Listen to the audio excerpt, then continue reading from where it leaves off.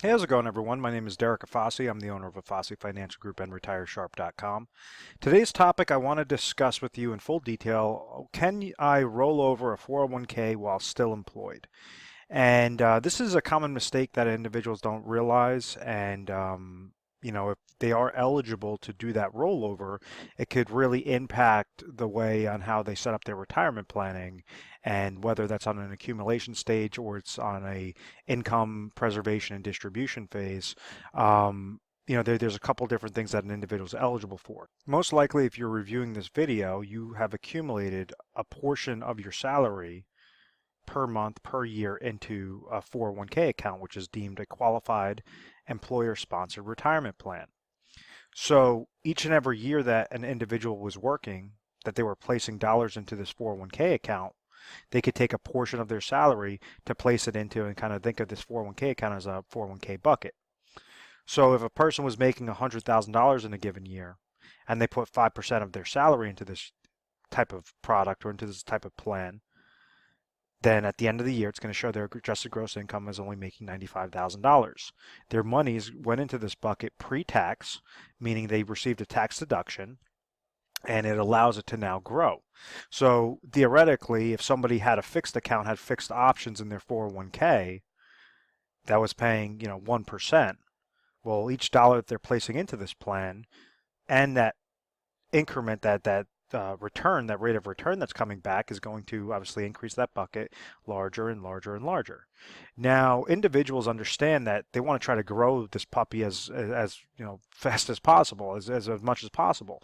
So what they do is they say, okay, well, rather than going to my fixed account option, I'm typically going to have about 5 to 20 different options tied to mutual funds with my 401k. So it's going to be a combination, a mixture of stocks and bonds that I could try to correlate this interest credit to. So if I'm placing in $5,000 in a year and the market comes back with a 10% gain, well, obviously I have a larger gain. I have a larger amount of money in my bucket than taking that fixed account. So it's basically a higher risk, higher rate of return.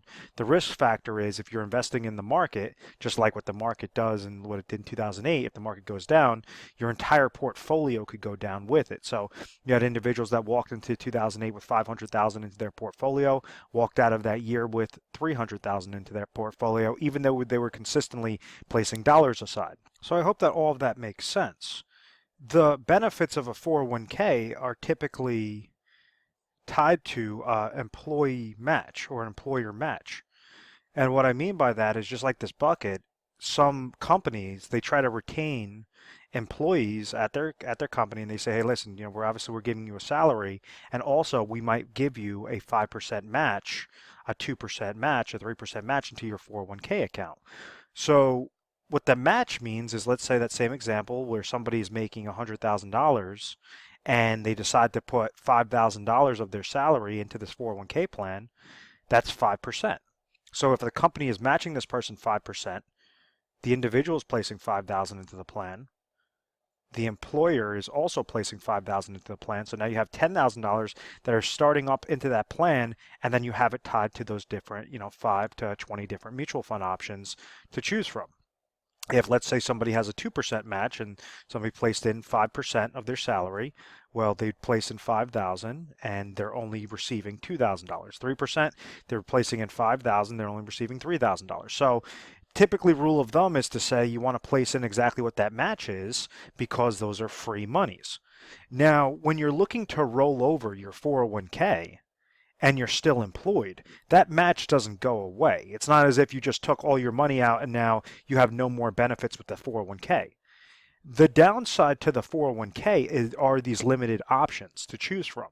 So just like anything, if you're investing in something, you want to make sure for every dollar you're placing your monies into, you're getting the best value. So if you could go into IRA accounts, if you're eligible for a 401k rollover into an IRA, you might have options with an IRA of 2,000 different options. 500 different options to choose from, as opposed to the ones that you're handcuffed with that 5 to 20. So you have essentially more eggs in your basket. Some qualifying events that would allow somebody to roll it over, and the reason why you want to roll over this money and not pull out this money and place it into your checking account, because like I mentioned before, this is deemed a qualified retirement plan. When you roll over your monies into an IRA, a traditional IRA, that's also deemed a qualified retirement plan. So this is not as if you're taking a full distribution. This just says that yes, you're keeping it within like terms, qualified to qualified, and that's why it's known as a rollover, because it's not going 401k. If it was a 401k to a 401k, that'd be known as a transfer, because it's into a different entity that's known as a rollover. Just like when somebody has an IRA and they're placing it into another IRA, that's known as a transfer. If they took their IRA and they placed it into something else, that could be qualified as a rollover. So the importance of this, what qualifies somebody for a 401k rollover while they're still employed, is a couple of different features. The number one is going to be age.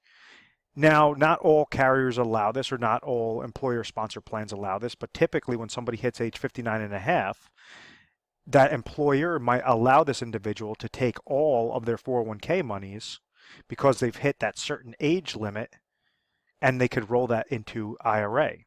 Now that's either one IRA contract or multiple IRA contracts. I typically recommend to say multiple IRA contracts, because each individual is going to have a specific goal in mind that they cannot accomplish with just the 401k, where you could splice up smaller sub-IRA accounts to say one might be set up for growth, one might be set up for income, one might be set up for safety, one might be set up for a inheritance need, a death benefit need. So you could have all these different IRA contracts serve a specific purpose. So hitting that specific age limit, whether it's 59 and a half, whether it's 60, whether it's 62, they might also allow you, if you're doing both an age and also time frame, so however long you've been with that specific company, that private entity, it might be a combination of those two things, of basically you're hitting this age and then you've also been with the company for X amount of years, 10, 15 years, etc. That will allow you to go and conduct that rollover. The other option is when they change plan providers. So maybe you might have a Fidelity 401k account, and now you have T. Rowe Price is taking over these types of plans. They might give individuals the options to say, hey, listen, you're still working for the company. What we're doing on the back is we're changing the plan provider to T. Rowe Price, so we're giving everybody the option to roll over their monies into individual retirement accounts, or they could just roll it over or transfer it directly into the new 401k account. So if you're deemed eligible to roll it over, what are some different options that you could do? What sorts of specifically designed IRA contracts can you roll these monies over into? And it really depends upon your situation. What I always recommend is, I said, you want to make sure that first off, you're correlating your goal specifically to your retirement account specifically towards your income goal.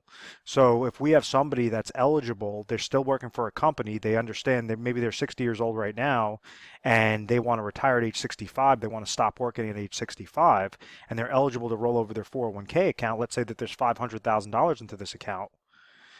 That doesn't mean when they roll it over that match will stop. They could take that portion, roll it over, and then start contributing again to their 401k account that next day after all those monies have been preserved, protected, and rolled over into those new IRA accounts. So that match does not stop, and that's kind of where the most attractive thing about a 401k is that match component. Also, if an individual is placing dollars aside and they're trying to get that tax deduction, obviously that's a benefit as well. So when I'm talking about that income goal, if somebody's 60 years old and they want to retire at age 65, stop working, and maybe after they do their budgeting analysis, they understand they have $50,000 of income that they need at age 65, and they're going to be receiving $30,000 of Social Security income. They don't have a pension. They don't have any rental property income or any other income sources that are coming to them. Well, they could utilize their age right now, preserve a portion of this $500,000 to place it into a specifically designed IRA contract with an income rider to the form of an annuity, and trigger exactly $20,000 for income. So this process is really simple, because all it is just finding what the best contract is, particularly in that person's area, that's looking for a 5-year deferral that's going to produce $20,000 of lifetime income for either them or their spouse. So maybe out of this 500,000, it's only going to require a deposit of 200,000, and it would correlate to that gap. The need is 50,000. They're only receiving 30,000 of Social Security income, so their gap is 20,000. So that's going to be one portion of an IRA. Now this individual has 300,000 left over. Maybe they're concerned about emergency. Is the second one. So typically, rule of thumb is that you want to keep in between 6 to 12 months in emergency funds. So let's just call this $50,000. We could say we could place $50,000 into an IRA money market account. So it's very liquid in case they ever come to that oh my gosh moment. So we have 200,000 that's in an income play with an IRA annuity. We have 50,000 which is with an IRA and a money market account, very liquid. And now we have the third aspect is inflationary protection. And you could accomplish this inflationary protection goal a couple different ways. You could set it up like a laddering strategy off of guaranteed insurance contracts, such as annuities, and you set up little micro shares of annuities. Or you could just say, I want to grow this out, and I want to correlate this exactly how I grew my 401k monies. And just make sure that I have better fund options and have an actively managed portfolio rather than utilize like a passive management strategy. You could use a tactical management strategy to say something that's correlating to your risk tolerance, something that has better fund options than what your 401k is, and you could set that plan up in a specifically designed IRA contract. So what we did was we took something that was a big gamble where you're getting hit with, and let me actually clear off the screen. When somebody doesn't look to plan and they just say, oh, well, I've grown my money thus far, I don't really care whether I'm eligible or not, they fall victim to something known as reverse dollar cost averaging, where it says if you leave your dollars in the 401k account, you're going to have 401k related fees. You're going to have mutual fund related fees. If you have an advisor that's advising you, they could charge you an advisor fee onto that specific account to give you recommendations. You're subject to downward market loss potential. When you try to pull out income, that's a further negative. You have inflationary risk. You have longevity risk if you live too long. All of these different factors are basically poking holes in the bottom of this bucket and slicing this bucket depending upon how drastic of a downward market loss. So rather than just doing a big question mark, say, oh, I'll worry about that as it happens, I'll just rely on Social Security income. And that's what unfortunately the majority of Americans fall victim to. You could actually set this up into a proper plan. Say, yeah, wow, I contact my human resources department. I understand that, I am eligible for a rollover. I want to now set up a plan specific with individual retirement accounts, IRAs, so that you're not getting hit with that taxation when you do the rollover. And what did we do? We took that 500,000 and we put better strategies. We had one that was specific for the income play, 200,000 for income. You had 50,000 for emergency, and then 250,000 for nice consistent growth with inflationary protection. And this is building up a plan like a perfect puzzle piece, rather than just having that big question mark there. So I hope that all of this makes sense. This topic was supposed to be, how can I roll over my 401k while I'm still employed? The answer is yes, you can, but you have to make sure it's going to really be by a case-by-case basis. And then on top of it, when you're eligible for that, making sure that you're not just randomly throwing it in all into risk, that you could actually now leverage your situation for a specifically designed plan. And that's where we come in. We try to educate individuals. Is we have a 24/7 customer service line. It's 1-800-566-1002. We work on a national basis. And when calling in, what you can expect is you're going to speak to an assistant and you're going to tell them the situation. You'd let them know that, you're calling, that you think you might be eligible for a 401k rollover, even though you're still going to be working at your company and you want to speak with a specialist. Then the specialist is going to ask you a slew of questions to really understand that 30,000 foot view and say, okay, what's your situation? What's your goals? Can you accomplish those goals by what you're doing right now, just leaving your money in the 401k? If you can, then we're going to recommend that you just stay put. If there's better ways on how you could actually splice up your dollars in a more efficient route, well, then we're going to educate you on that process and what might be some of the best recommendations there. We're A+ rated on the Better Business Bureau. We've always had very good reviews. We've never had any complaints. I believe it's because of our educational pieces. We send you free reports, personalized videos, different things to make sure that you're very comfortable with the process. At any point in time that you have questions, feel free to give us a call.